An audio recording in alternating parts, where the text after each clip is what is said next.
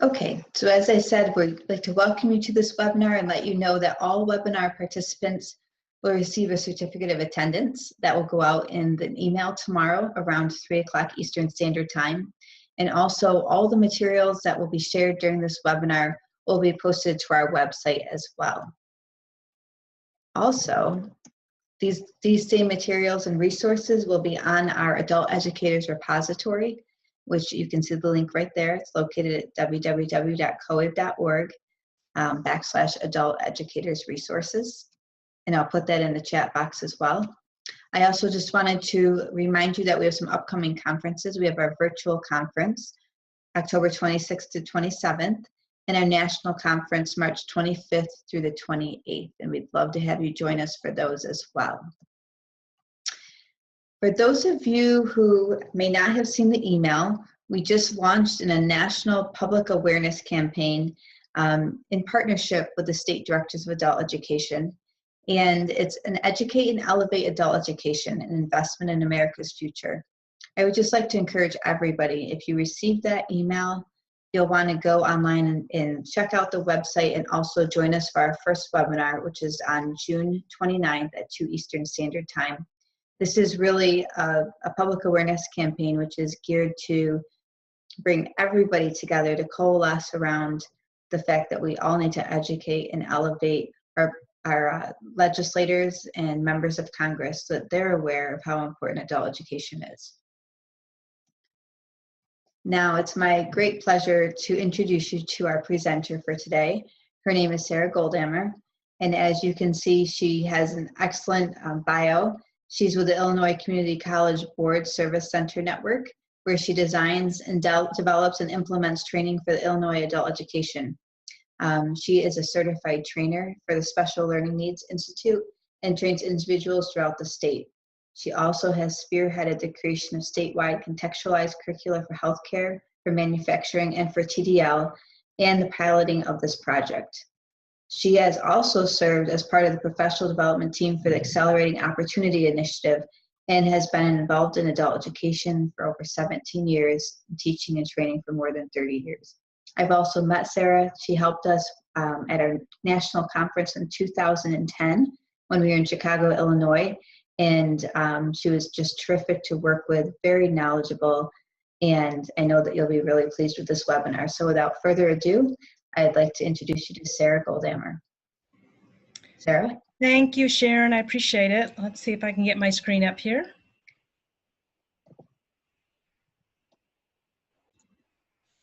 All right. How's that looking, Sharon? Sarah, we cannot see your screen. Oh, dear. Okay. Well, then let me fix that.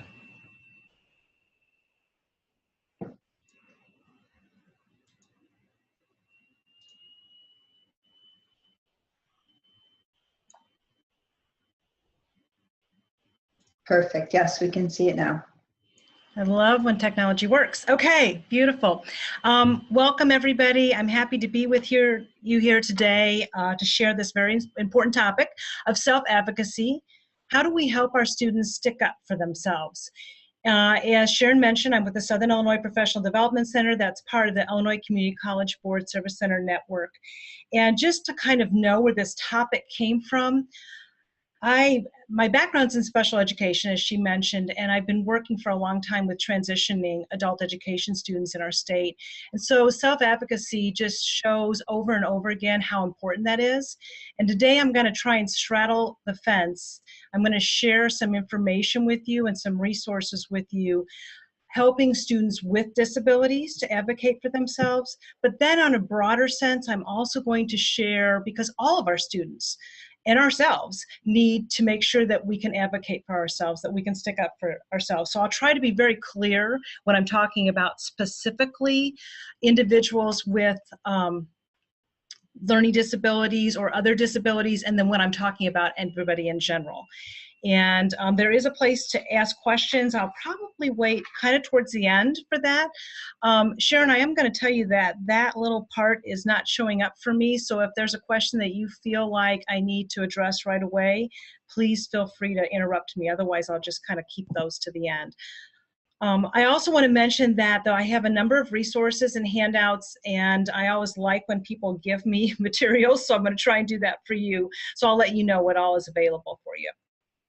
Okay, so self-advocacy means speaking up for oneself, making our own decisions, standing up for our rights, demanding respect from others. But it also means looking out for ourselves while still respecting and valuing the roles others may play in our lives. And so our students can become, hopefully we want them to become advocates at home, in their communities, in school, in our workplace. And hopefully also to be able to advocate for themselves and determining any services that they might need, including mental health services and supports and all those types of things that are important to be able to be good citizens. So speaking up and advocating for ourselves can help ourselves and our students to feel strong and to take charge of their lives. Oftentimes, at least in my experience with adult education students, that's not something they've necessarily learned. So if we can help them in that area, we are really giving them a tremendous gift. Because it's not always easy to have the confidence to go for it. So before I go any further, I want to say, well, why is this important? Why is it important for our students to be self-advocates? Well, first of all, as you can see on the screen, you need to know what you want if you presume to actually get it. If we don't know what to ask for, we're probably not going to just get that handed to us. And adults are expected to speak up for themselves. And as I mentioned, it feels empowered to speak up for ourselves. We want to make sure that our students feel like they can have open communication. Oftentimes people will help if they know what's really needed. And if they don't know what's needed, they're probably not going to be able to help.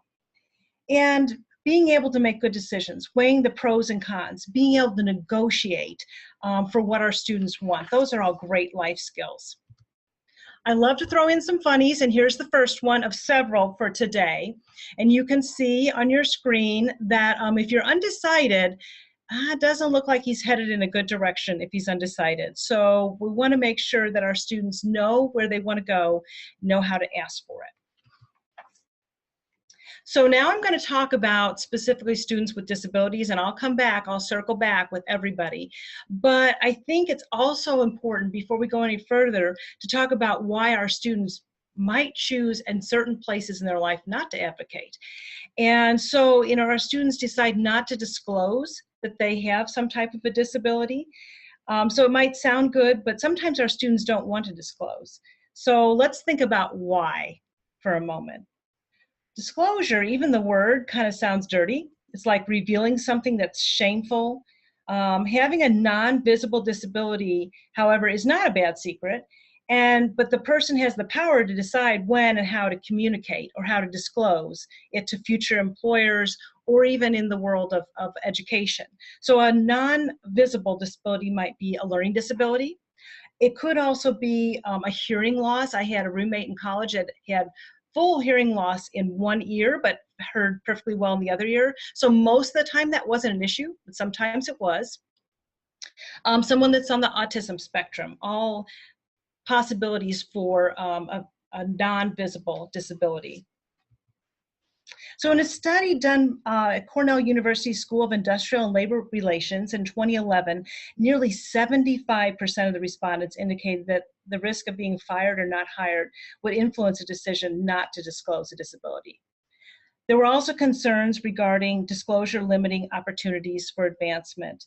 And then this is really the one that I hear the most from students, is I want to be normal, is the last one. If you know someone that has a hidden disability, you may already know that struggle. And if you don't, and you're trying to understand your students, I just think it's really important to know about that. Just recently, a teacher in our state told me about a student that she has who has a brain disorder which causes her to have seizures. She did not disclose that information as she goes to a community college here, a two-year college in Illinois. And what happened is she was taking a test and she had a series of small seizures, not the grand mal seizures, but the petit mal seizures that are not as easy to recognize. And because of that, she wasn't able to do this test. So afterwards, she tried to talk with the instructor about the fact of what had happened. And he said, I didn't see anything happening. And I don't see anything here marked down that that's an issue that you have. So because it wasn't disclosed, he was not willing to give her any type of different retest or anything like that. And if she had disclosed, and I think she just didn't realize kind of what all of the circumstances might be, and she didn't want to disclose because she thought that it would be fine.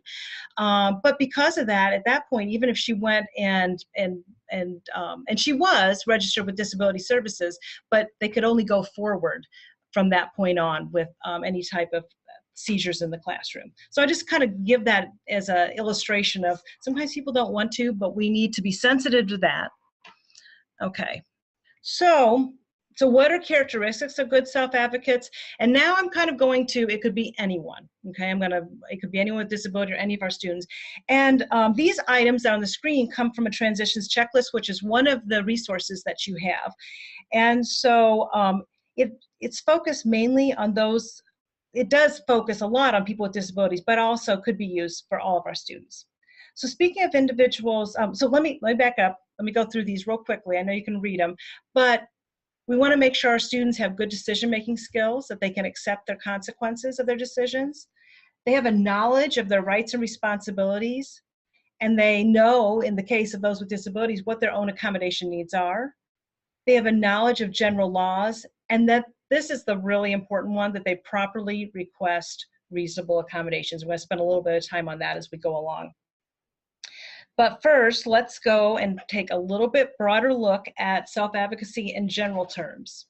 So knowing yourself, I mentioned that in the slide prior. So knowledge is a key to self-advocacy. So like anything else, the more that you know, the better you understand, the easier it is to explain.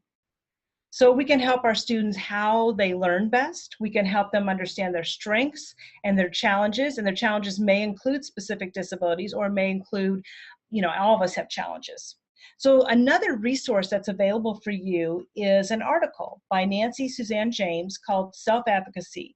Know yourself, know what you need, know how to get it. And I really recommend, it's a short article, and I recommend that you take a look at it.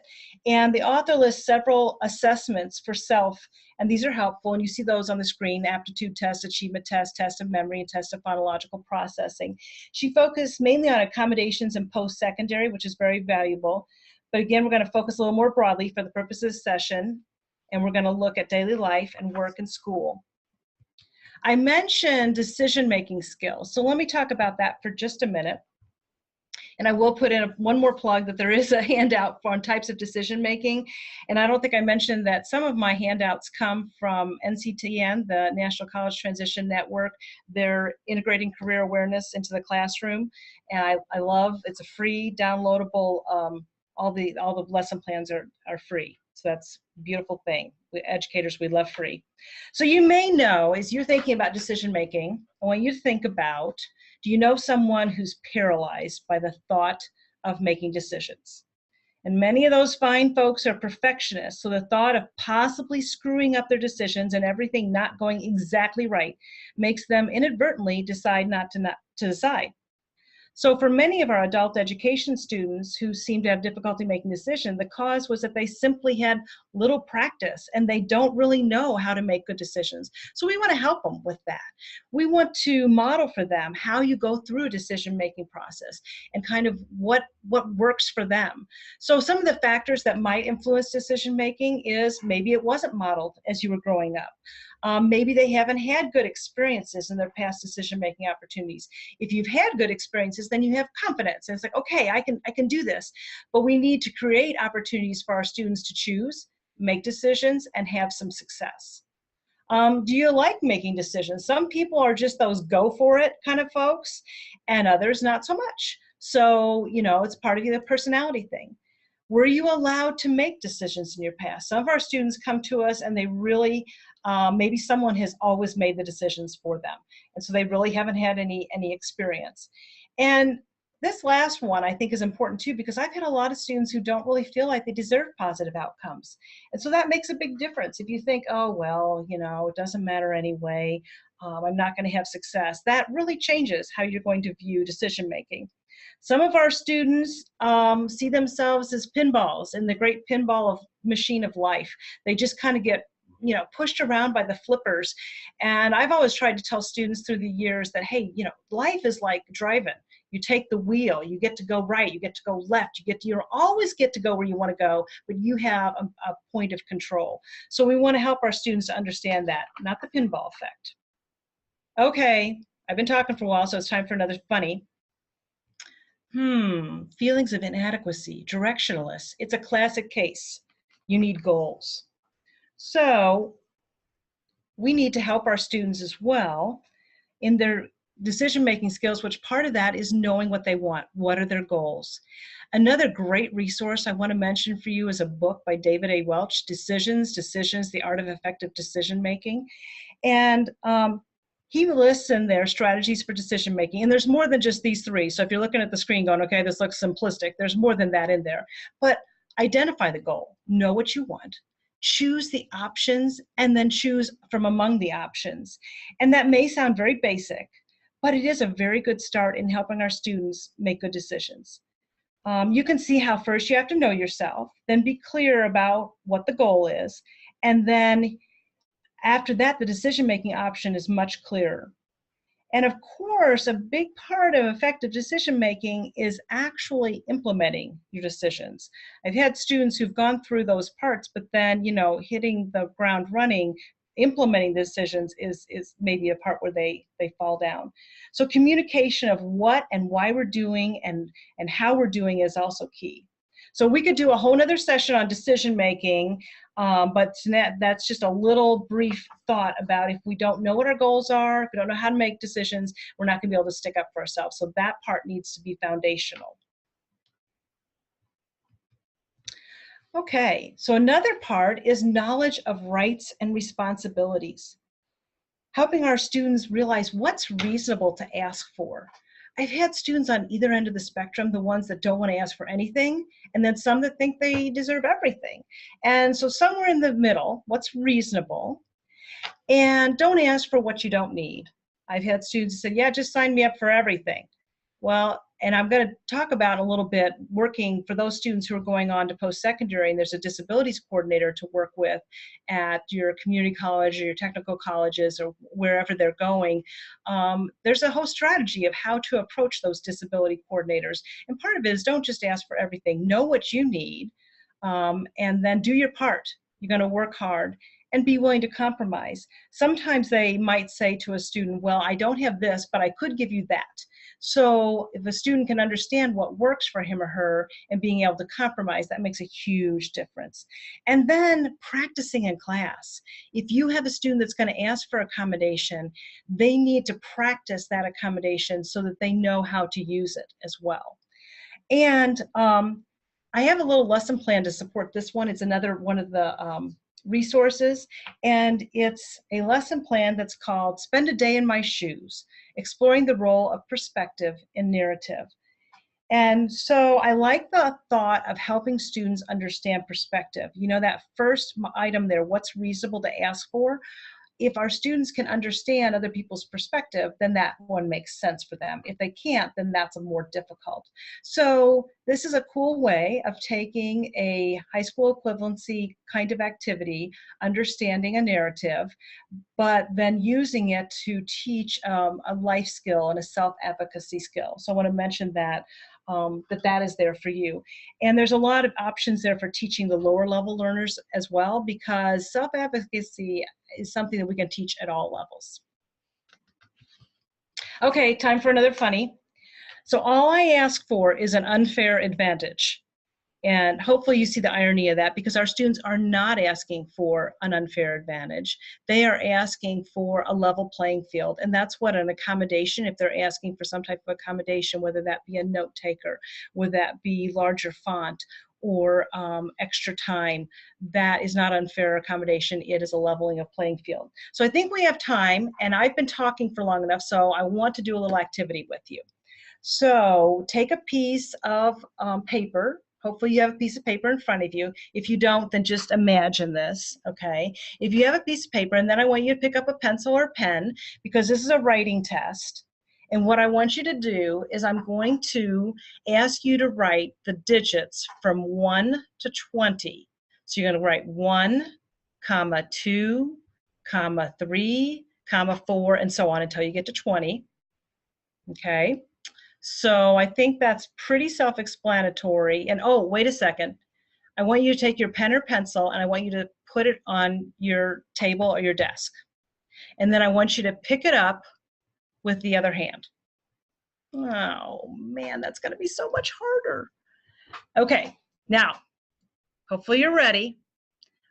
Everybody ready? Let's go. Write your letters, numbers from 1 to 20 as fast and as clearly as you possibly can.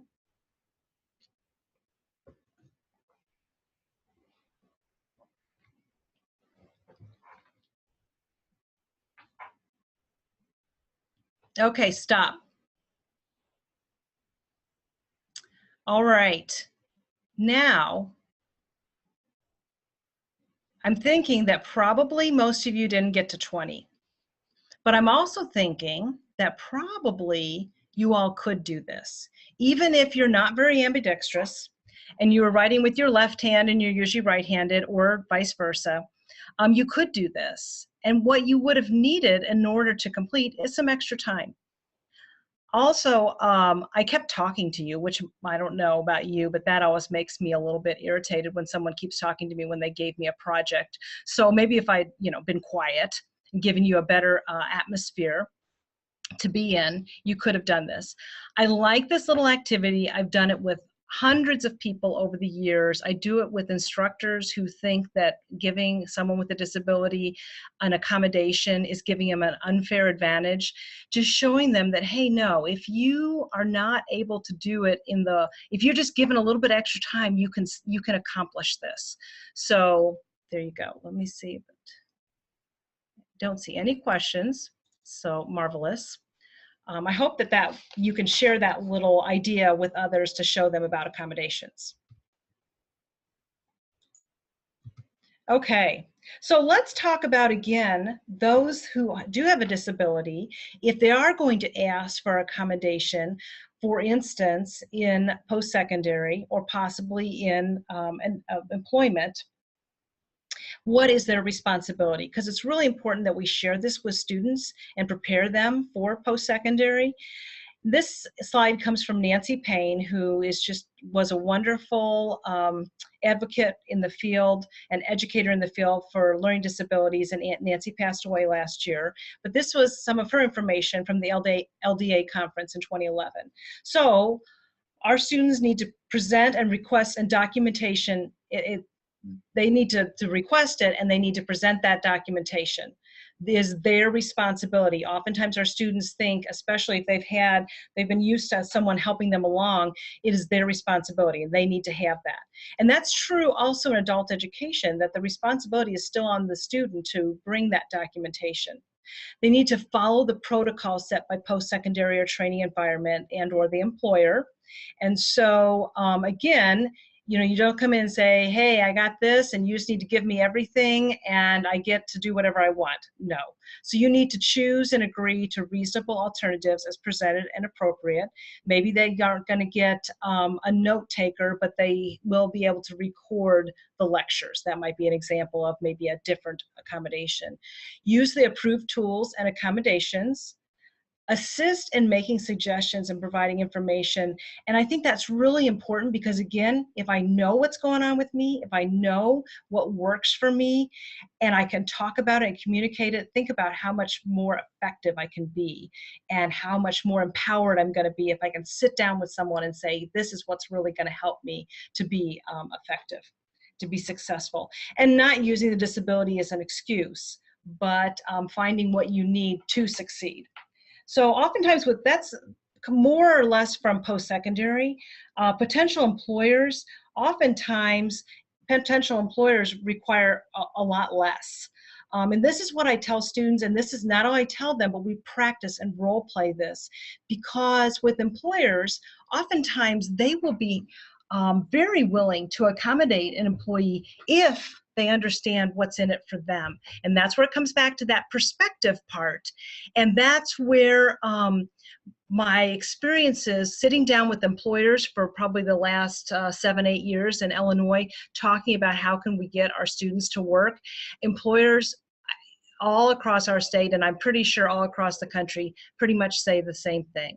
They want people who are going to come to work, going to come on time, who are going to work hard and be honest. And so I always tell students if they're going to talk to an employer about a potential accommodation, that they start with that. If that's what employers want to hear, then if you as a potential employee says, listen, I am going to be here every day. I am going to work hard, and I am going to be honest and take care of my job here. I want to do that in this work setting. And in order to do the best possible job, okay, now we've told them why we're good. Now we're going to go into what do we need. Maybe I need you to give me my directions orally every day instead of a written note. Maybe it's the other way around. Maybe I need to carry around a notepad, and when you're talking, I'm going to take notes, and I want you to make sure that we're clear on what you want.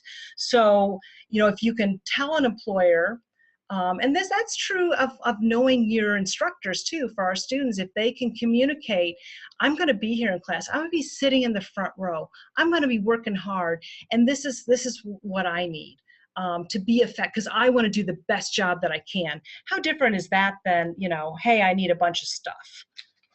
Okay.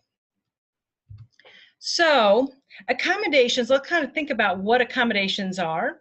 So accommodations are tools to help accomplish a goal, and they do not change the integrity of the task. So like a recorded book, extra time for a test, copy of handouts before a meeting. And you know what? That's one that I really like. So I don't have a documented disability, but I like having notes. I like having things written down for me. I do a better job, and we all have our own ways that we accommodate ourselves. And so it's a good way to think about also assisting our students. So maybe they need an editor to help them edit through, use of a calculator. And one of the great things about the time period that we're living in right now is we have so much technology that helps us. We can make the font bigger. We can change the resolution. Our phone, we can dictate and get things written back to us. So I mean, for our students, there's so much changes from when I started in special education. None of that existed. At that point, there was, on campus, there was one large computer that only the IT students got to see, and the rest of us, never ever saw the computer that was on campus, but we heard there was one there. Now, we all just walk around with these phones that have all of this technology on it. So accommodations can compensate for disabilities, and they vary from person to person based on the type of disability and the degree to which it interferes with daily activities. Modifications are alterations to assignments that do change the overall task. So for example, instead of writing a 2-page report, they might do a 2-page report instead of a 4-page report. So just kind of making the difference between accommodations and modifications. So in putting this together, when I was originally doing this for the COAID conference, I went and talked to a couple of my favorite disability coordinators in the state of Illinois. And they work at 2-year institutions. And the first one I want to share with you is from Susan Cunningham, and she's a disability services coordinator at Ren Lake College, Ina, Illinois. And if you don't know your Illinois geography, that's pretty far south in our state. And what she said is the more that our students know about their disability is and its impact, the better. And in addition, anything they can share about that works. Successful learning experiences, that's very helpful so that they can build on them. And here is a direct quote from Susan. I love this. I'm going to read it to you. Unfortunately, in this field, we tend to focus on the weaknesses, but I really believe focusing on the strengths not only helps with the learning, but also with the attitude. As you well know, students come with a lot of negative feelings about themselves as learners. And so helping our students focus on, yes, I need to be aware of what my challenges are, but focusing on what can I do? And not only focusing on that, have them practice verbalizing, this is what I'm good at, because they need to be able to share that over and over again. And think about how, that you're going to be empowering them while they're learning that. So now Alice Daniels with Rock Valley College in Rockford, Illinois, which is the very northern part of our state, um, she shared that when students get to college, the responsibility lies on their shoulders to receive assistance and accommodations. They need to ask for it. This is not like a K-12 or an adult education where we're going to go, try it. I mean, post-secondary is going to help them, but they have to go seek it out. And she encourages students to register even if they're not planning to use services. And I can tell you again from someone that I know personally who really didn't want to register when they got to college, but pretty much his mama made him. And he never did use any of the accommodations until the last semester, the last class, and then he needed it. And if he had not registered, he would not have been able to access those services.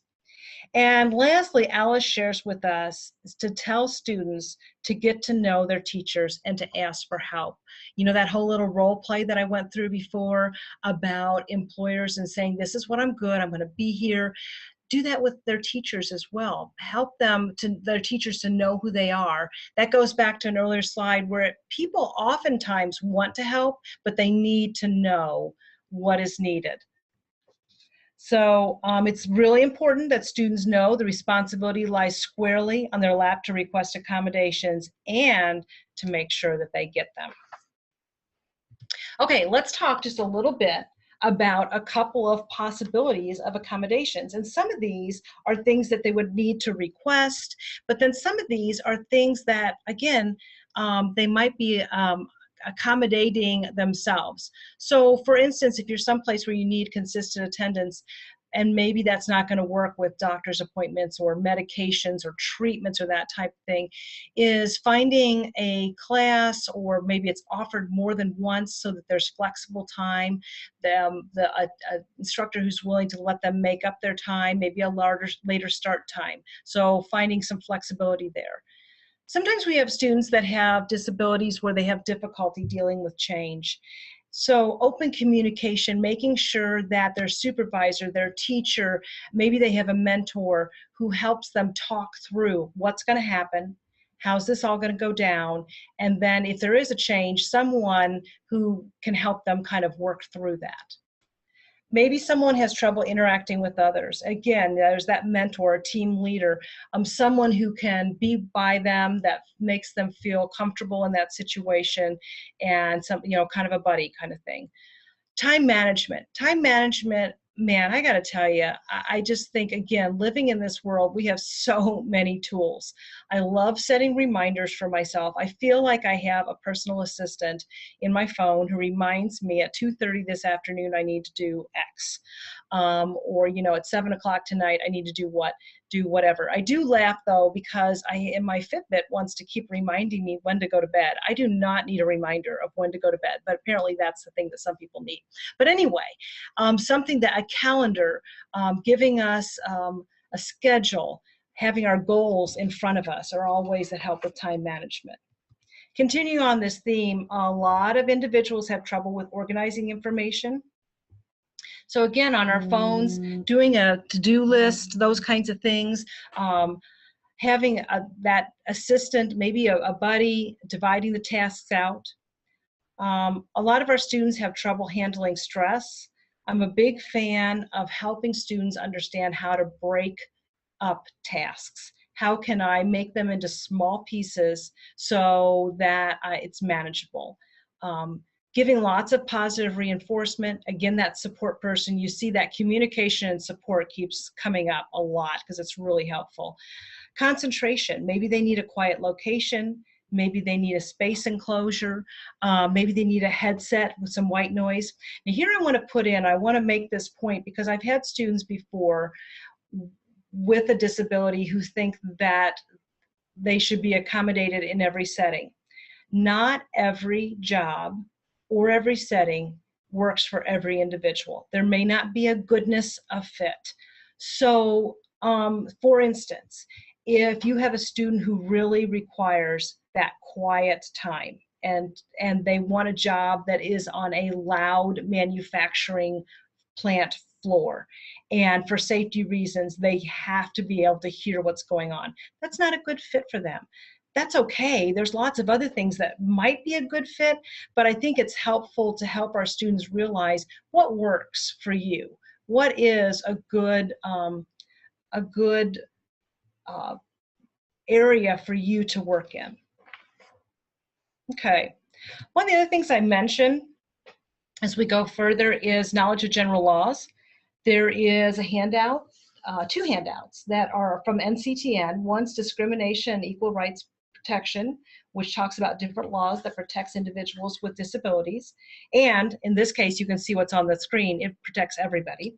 And then a workers' rights vocabulary. I love that because as we're working on vocab words anyway, let's give them some that, you know, what are your rights? What do these mean? How can I, and that's another way that we can be integrating self-advocacy skills in our daily lessons. So we know that employees and students have legal rights, and prospective employees do too. So even before an owner or hiring professional makes a job offer to an applicant, he has to respect the job candidate's right to equal treatment and to privacy. So under federal law, prospective employees have the right to equal treatment regardless of race, color, religion, sex, national origin, and disability. And basing hiring decisions on these standards is illegal. So we need to let our students know that and know what their rights are. And then also,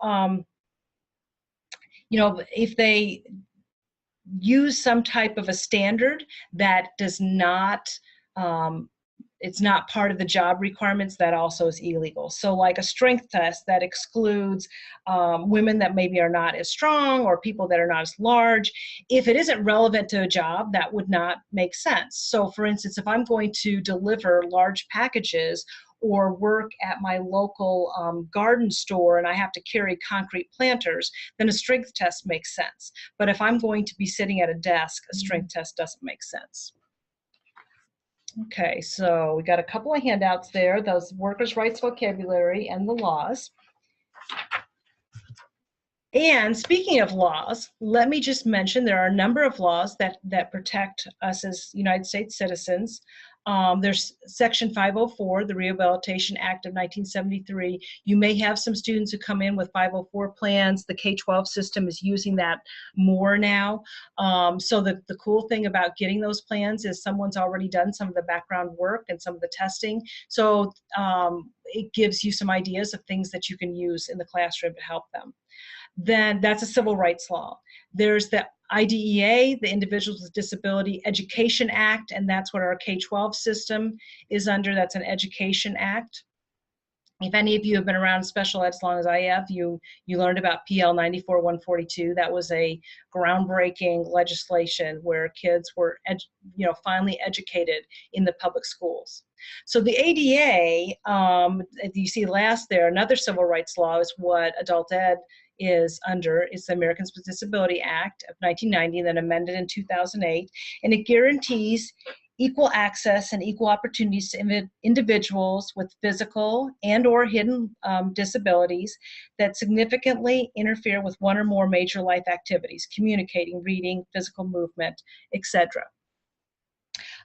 So public and private institutions are required to provide reasonable accommodations to individuals with documented disability. As I mentioned, it's got to be documented, as long as these accommodations do not create an undue hardship for the company or university. And employers and universities are prohibited from discriminating against a person with a learning disability if they are otherwise qualified. I do want to mention that undue hardship because I know some of our programs here in Illinois, they have pretty limited budgets. And so sometimes someone will ask for something that's really going to take a lot of their budget. So that would be considered an undue hardship.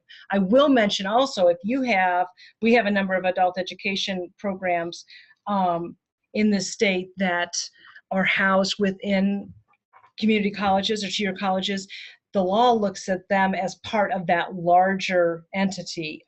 So it's not just the adult education budget, but everything that they have available. So part of that is for us as adult educators, if you have folks or you are involved in a larger institution that has additional services, you want to make sure that you're opening those lines of communication so that your students can have some of those services and be exposed to those services ahead of time so that they are not, it's not one, you know, the more exposure that they can have, that easier that transition is going to be. Okay, so properly requesting reasonable accommodations. Again, I think it's really important that we help our students figure this out and practice. So they need to be able to clearly know and be able to state what's needed. We've talked about that a couple of times. I really encourage having students writing this down or typing it out. They might even want to take it with them. In some situations, I would even say, pull it out and say, listen, if you don't mind, this is so important that I have written it down and I want to make sure I don't miss anything. Remember perspective. Why should this person do what you're asking them to do? I think if we can help students to think about that, they're going to have a much better success rate. What is your voice, your body language saying? We want to make sure that our students stay calm, cool, and collected when they're speaking up for themselves. Because if you lose your temper, it's probably going to be more difficult to get what you need and what you want. And so we want to make sure that our students and all of us try to treat people with the same dignity, compassion, respect that we want. And so, you know, thinking about what does your body language say, stay calm, and then practice, practice, practice. The first time that you're asking for something big and important and hard shouldn't be, I mean, the first time that you've ever said those words. We need to practice that out. And again, if they have trouble, they might want to write it down and actually take it with them. One last resource that I have for you is one called Don't Take No for an Answer, Self-Advocacy and Post-Secondary Education. And there's some really good information for you too. So hopefully this overview has given you some things to think about, but then you can go back and take a look at some of these resources and think about how that you can integrate those into your classroom. And before, let me see what, okay, let me take a look at the questions before we kind of pull this all together. And Margie asked that she has students who appear to have learning disabilities, and how can they properly evaluate it when it costs between $500 and $1,000? Very good question, and a very hard question, and I wish I had a wonderful answer for you, Margie, but I'm just going to tell you up front, I don't have a great one. I do hope, though, with the WIOA legislation and with the partnerships that, you know, maybe we can have a closer relationship with our voc rehab people. Sometimes you can find at universities where people are working through an educational program. Sometimes you can get people that will help with that, but it's really tough. I will say, though, one other thing I want to mention is if you're trying, there's kind of two different sides to this. If you want someone to have a documentation of a learning disability so they can have accommodations on an HSC equivalency test, then I always encourage people to think about, is there any other disability? Do they have high blood pressure? Do they have depression? Do they have something else that is diagnosed? If you're looking for extra time, if you're looking for a quiet environment, there's ways to get that are probably less expensive diagnosis than a learning disability. So if the goal is to get a certain accommodation, think about, is there another way that we can go after this? And sometimes there is. If you're trying to have the diagnosis because you want to learn more about their specific learning disability, there are a lot of assessment tools that can help with that. There's a lot of opportunities to work with the student to find out about kind of their learning without having a full-blown diagnosis. And I would love to tell you that there was more resources. There used to be more resources, and a lot of those have dried up. So we've got to do the best that we can for our students until there's more that we can offer them. So let's see, knowledge of general laws does not quite include everyone. No equal right for age generally. I'm not quite sure I understand what And you're right, everything doesn't include everybody all the time. So if I made it sound like that, I apologize. And so sometimes, yes, sometimes people can be too young for certain jobs, and sometimes people can be too old. Too old gets you in a lot more trouble than too young, though, you generally with the law. And Dina, the slides and links and handouts will be available, and Sharon shared that at the beginning, and I'm thinking that she might review that at the end of where to find that. And yeah, so, and Denise is asking the same thing. Okay, thanks for questions. And let me just finish up here with some words to think about. You don't always get what you ask for, but you never get what you don't ask for unless it's contagious. So I hope that I was able to give you, and that's Franklin Brody, I hope that I was able to give you some good information that can help in some ways to help your students start thinking about advocating for themselves, sticking up for themselves. I do have my contact information on there if you want to contact me directly and have a question. But at this point, that's what I have for you today, and I appreciate you attending. And I'm going to give the screen back to Sharon.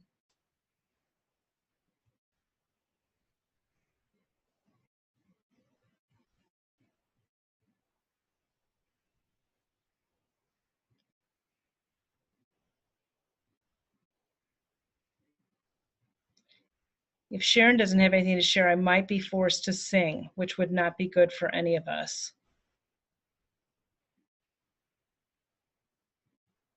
Sharon, are you there?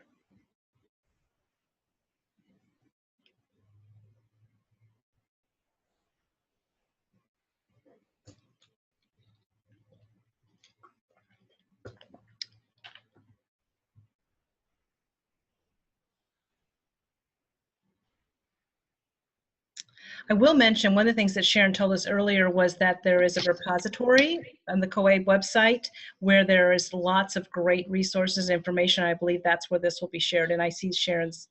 Hi, Sarah, I'm back. I'm so sorry about that. That's okay. I was here. I just couldn't unmute myself for some reason. So my apologies. I totally understand that. Okay, well, thank you so much for this wonderful presentation. We really appreciate it. You are welcome. Were there any, it looks like there's a few final questions here, which I can read through quickly. Go ahead. Yeah, and I already went through those. Okay, so I'm going to close these down then because we're still showing them up. But if you could just remind everybody where to find the information. I think some people may have come in later and didn't hear that. Great. And I'll actually put that right in the comments here, the chat box, so that people have that as well. But it is on our website. If you go to www.coabe.org and then go to the professional development site, you'll see an adult educators repository. And on that, in that repository is where all of these materials are housed.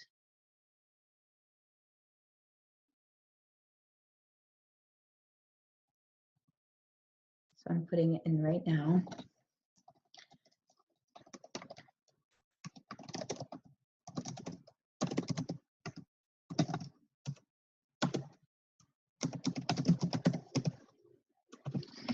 Okay, well, I just want to thank you all for being with us. We had 153 people with us. And as I said as I said earlier today, everybody who participated will also receive a certificate of attendance, which will be coming to you tomorrow around 3 o'clock Eastern Standard Time. So Sarah, if we don't have any further questions, we can wrap it up. Were there any other questions you wanted to answer before we let everybody go? I think we've covered it all. Thank you. Okay, great. Well, thank you everybody for attending. We really appreciate it. And we look forward to hopefully seeing you at our virtual conference, which is taking place on October 26th and 27th. Thanks so much. Bye now.